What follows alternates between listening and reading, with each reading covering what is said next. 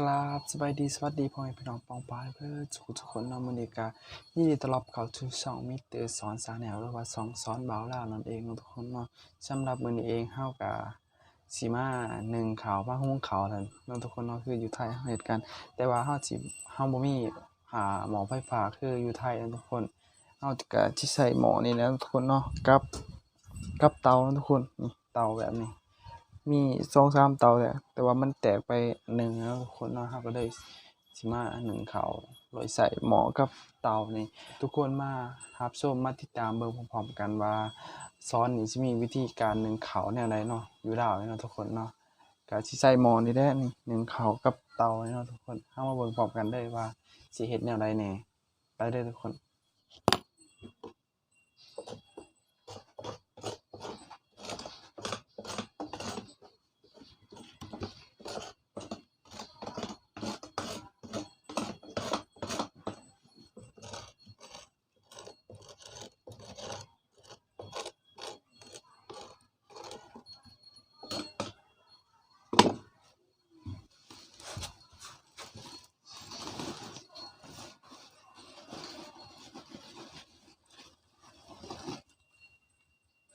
นี่ก็สิเป็นก่อนทานเนาะทุกคนที่เฮาสิมาใส่นึ่งข้าวกันเป็นก่อนทานแบบนี้เฮาก็สิมานึ่งข้าวกันใส่แหน่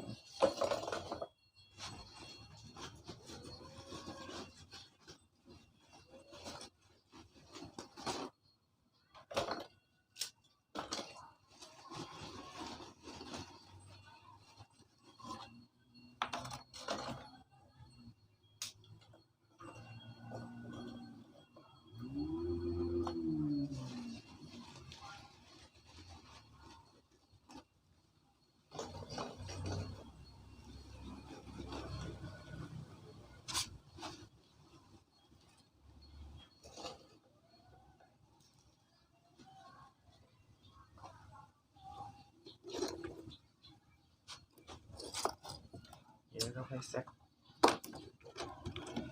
แค่หนึ่งก็ยังแบบนี้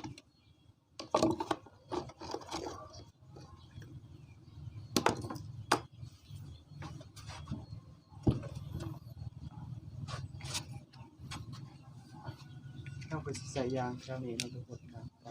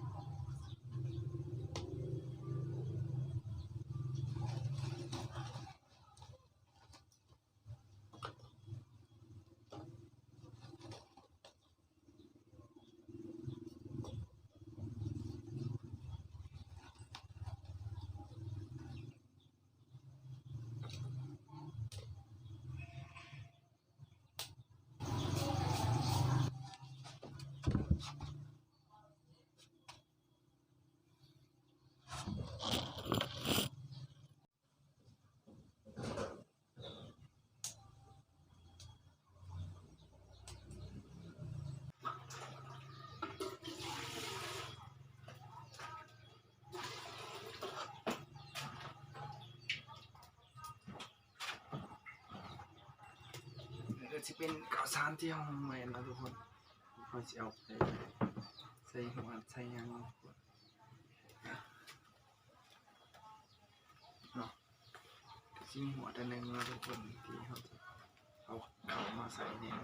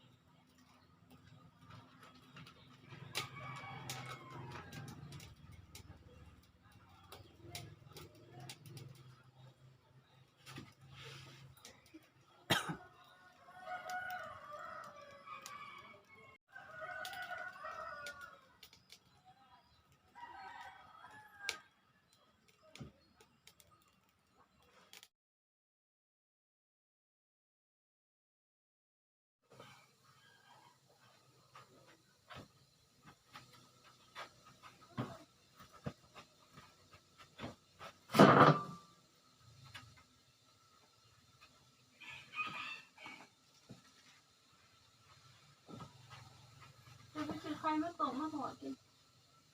น้ำมันน้ำมันหากิน